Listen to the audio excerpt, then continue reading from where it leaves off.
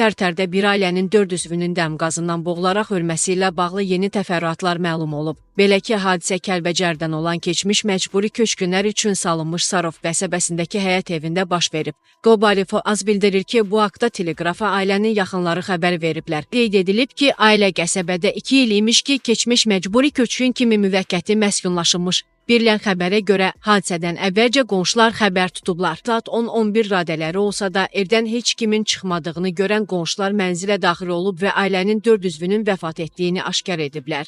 Qeyd edilib ki, meyitlər tibbi ekspertiza üçün prokurorluğa göndərilib. Onlar yaxınlarının dəfn edildiyi Bəyimsarov kənd qəbirstanlığında torpağı tapşırılacaqlar. Ehtimal edilir ki, ailənin ölümünə səbəb qaz sobası olub. Hadisə yerinə hüquq mühafizə orqanlarının əməkdaşları, polis işçiləri və əməliyyatçılar gəliblər, araşdırma aparılır. Sarov kəndinin icra nümayəndəsi Surxay Hüseynov hadisənin təfərrüatları ilə bağlı Teleqrafa açıqlama verərkən qeyd edib ki, hadisədən ilk olaraq qonşular xəbər tutublar və qapını xeyli döydükdə cavab ala bilməyiblər. Qonşular pəncərədən baxaraq görüblər ki, ailənin bütün üzvləri yorğan döşəkdədir. Adi dəmirdən düzəldilən qapını qıraraq evə daxil olublar. Onlar 2 il idi ki, qəsəbədə yaşayırdılar. Sarov kəndinə Bəyimsarovdan, yəni qonşu kənddən gəlmişdilər. İlkin ehtimala görə hadisəyə səbəb qaz sobasının borusunda quşun yuva qurması olub. Havalar isti olduğu üçün sobadan istifadə olunmayıb. Bu yaxınlarda yağışlı havalarda yenidən istifadə etməyə başlayıblar. Soba istifadə olunmadığı müddətdə quş onun borusunda yuva qurub və samanla sobanın borusunu doldurub.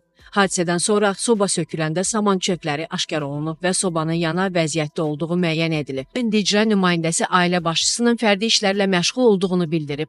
Ailənin başçısı təsərrüfatla məşğul olurdu. Əkin əkər, kartof sahələri salar, lazım olanda ağac da əkərdi. Bir sözlə zəhmət adamı idi. Dəfn mərasimi Bəyimsarov kəndində olacaq.